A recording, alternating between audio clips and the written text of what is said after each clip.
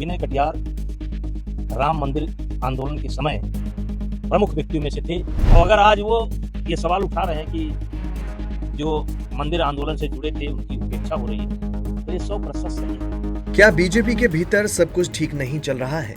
क्या राम मंदिर चढ़ावा विवाद अब सिर्फ जांच का विषय नहीं बल्कि 2027 के यूपी विधानसभा चुनाव का सबसे बड़ा राजनीतिक मुद्दा बनने जा रहा है?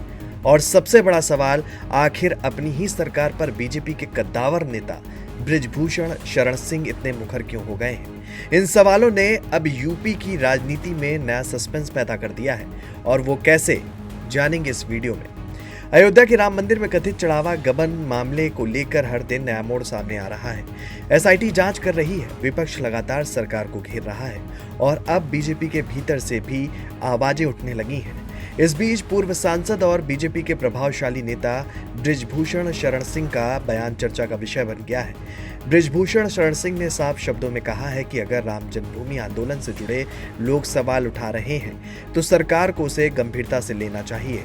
उन्होंने यहां तक कह दिया कि बिना धुएं के आग नहीं निकलती। यह बयान इसलिए महत्वपूर्ण माना जा रहा है क्योंकि वो कोई विपक्षी नेता नहीं बल्कि लंबे समय से बीजेपी और राम मंदिर आंदोलन से जुड़े बड़े चेहरे हैं। देखिए, विनय कटियार राम मंदिर आंदोलन के समय प्रमुख व्यक्तियों में से थे और उनको अशोक सिंघल जी का आशीर्वाद प्राप्त था। बजरंग दल के राष्ट्रीय अध्यक्ष थे। प्रशासन और आंदोलन के बीच में एक कड़ी के रूप में काम करते थे और उनकी एक बहुत बड़ी प्रमुख भूमिका रही है। छोटी सी भूमिका हमारी भी रही है।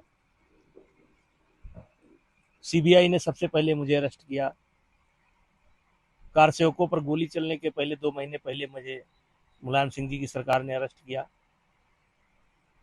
और अगर आज वो ये सवाल उठा रहे हैं कि जो मंदिर आंदोलन से जुड़े थे उनकी उपेक्षा हो रही है, तो ये 100% सही है। उन्होंने अपने पुराने जुड़ाव का भी जिक्र किया और कहा कि उनका छात्र जीवन अयोध्या में बीता है। वो राम मंदिर आंदोलन के दौरान सक्रिय रहे हैं, लाल कृष्ण आडवाणी की रथ यात्रा में शामिल रहे और बाबरी ढांचा मामले में नामजद आरोपियों में भी उनका नाम शामिल था। ऐसे में उनके बयान को हल्के में नहीं लिया जा सकता। बृजभूषण का कहना है कि विनय कटियार जैसे आंदोलन से जुड़े नेता अगर सवाल उठा रहे हैं तो उनकी बातों को नजरअंदाज नहीं किया जाना चाहिए। उनका मानना है कि सवाल उठाने वाले लोग कोई बाहरी व्यक्ति नहीं बल्कि वही हैं जिन्होंने राम मंदिर आंदोलन को जमीन से खड़ा किया था।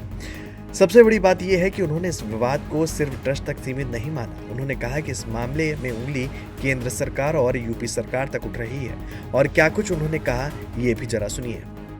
मंदिर आंदोलन में जन सहभागिता अगर कहीं की जनता का सबसे अधिक रहा है तो यह हमारा जो वर्तमान देवीपाटन मंडल है, उस समय केवल गोंडा जिला होता था, बहराइच जिला होता था, उसका है। सर्वाधिक आंदोलन में चाहे धन की जरूरत हो, चाहे बल की जरूरत हो, चाहे सेवा की जरूरत हो, सबने किया। और आसपास के जितने जनपद थे, बाराबंकी ने किया, अयोध्या के लोगों ने किया, उस समय फैजाबाद होता था, बस्ती के लोगों ने किया। लेकिन मंदिर बनने के बाद अगर सजा मिली किसी को तो देवीपाटन के लोगों को मिली, बस्ती के लोगों को मिली, आजमगढ़ के लोग, फैजाबाद के लोगों को मिली, बाराबंकी के लोगों को मिली।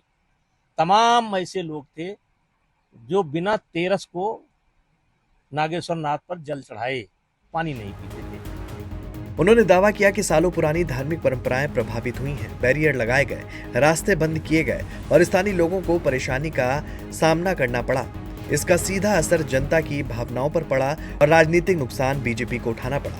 हालांकि उन्होंने मंदिर निर्माण समिति के अध्यक्ष नृपेंद्र मिश्रा का बचाव किया और कहा कि उन्हें इस मामले में दोषी नहीं माना जाना चाहिए। लेकिन साथ ही उन्होंने ये भी कहा कि व्यवस्था से जुड़े लोगों को जवाब देना होगा।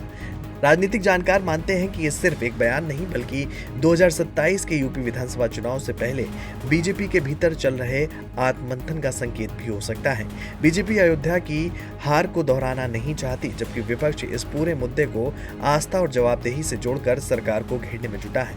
अब सबसे बड़ा सवाल यही है कि क्या बृजभूषण शरण सिंह सिर्फ फीडबैक दे रहे हैं या फिर बीजेपी के भीतर किसी बड़े बदलाव और बड़े असंतोष की आहट सुनाई देने लगी है।